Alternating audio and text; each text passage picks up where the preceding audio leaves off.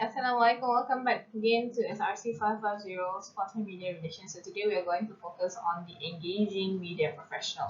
So in this chapter, you will learn about how to be a good media relation practitioner and how are you going to engage with the media.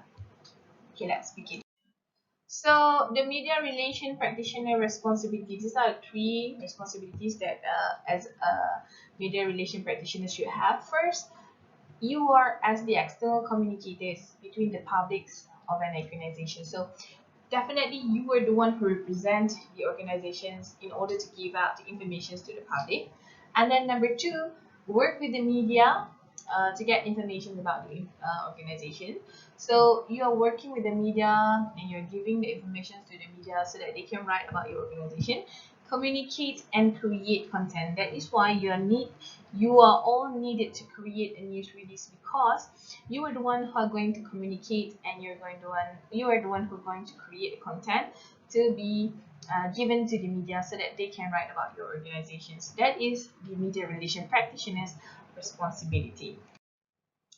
So, rules of a good media relations. First, you need to be honest when you're dealing with the press. Okay, you provide newsworthy, interesting, and timely stories, pictures that the media want. We have already discussed about the newsworthy point in the previous chapter. So I hope that everyone can understand this. So by having these newsworthy messages and news, you can develop a good story. Okay, and then do not beg for your stories to be published, and do not beg for your stories to be published the way you want it to, because you are actually creating a new networking with the media or the press. So you are giving them news to let them write, but just ensure that they don't write the sensitive issues. But you cannot force them to write the news accordingly towards what you want to. Okay, do not ask for a kill a story.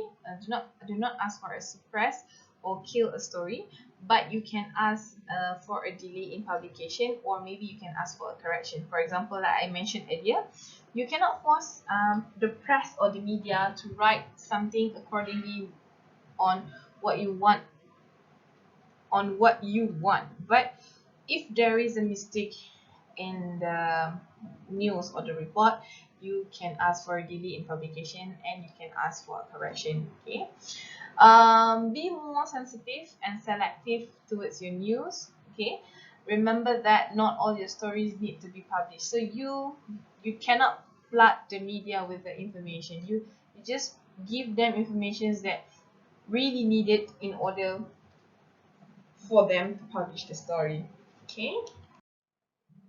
Characteristic of a media relation practitioner. First is knowledgeable. You need to be very knowledgeable about your organizations, about what is happening, about the stories, about the informations, all single sort of it. And then understand the goals of your organizations. Okay, you need to know your organization very, very, very well. You're not going to speak only for yourself, but you're speaking for your organization. You need to have a good credibility, especially when you're talking to the press. Okay, a very good confidence, and you have to be very passionate with what you're doing. Okay, people with low passion in what they do, they are not going to do it well, because they're not passionate with what they're doing. So definitely they're doing it um, not doing it properly. Okay, so be passionate with what you do. So that is a characteristic of a media relation. Next, we have interview guidelines. This is a very simple one. First, you need to understand type of interview. What kind of interviews are you having? Face-to-face, in-depth, phone, or whatever types of interviews. And then you set the date, time, and place. And then follow up for the types of story required. Provide the information needed by the media. Okay. Do some research about the reporter's background so that you know what are you going to talk about. Then you're not being stuck without saying anything, and definitely you can avoid an awkward situation, and then provide them with the thank you notes. Okay. So types of interview, we have individual, television, radio, and printed. Okay, so these are the things that you have to remember. Sometimes it can be individual interview where the reporter come and meet you personally. Then we have television. I have experience during Malaysia Hari Ini, so that is a television interview. Radio interview where maybe you got invited to Sinar FM or Hot FM or Era, and you need to answer some questions. And then printed where the question is written and it was sent to you by email, and you need to reply back the question with answers. Okay. The no during interview. First, don't ask if you can review the story in advance or change it, because you don't have the power to do that. Believe in your journalist, so that is why you need to provide them with a good information so they will write a good story about your organization. Don't mention how much your organization advertised in the reporters media. Don't do that, because they'll become annoyed and definitely they will do something. Don't tell broadcast reporters that you think 30 or 60 seconds are too short to tell your story. For example, we got the slot for Malaysia Hari Ini about, if I'm not mistaken, about 15 minutes.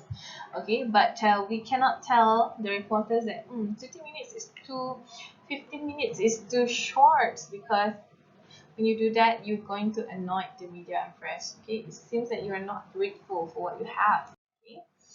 Right, so next one is the relationship between the media relation practitioner and the journalist. First is to control the mutuality, the degree to which both of the parties, which is the MR practitioners and the journalist, has the rightful power to influence one another. The journalists need the story, so they come to you, and you need to publish a story. That is why you need the journalist. So you have to control the mutuality. Trust, you need to trust your press as a friend, and they also need to be depending on your information, so provide the genuine information. Commitment, okay, both of the parties need to have a good commitment, because whenever the press is asking question, you should be able to engage to that particular time in order to answer the question. Okay. Exchange relationship, where we give help, but we don't expect anything in return. Okay, because we're doing it because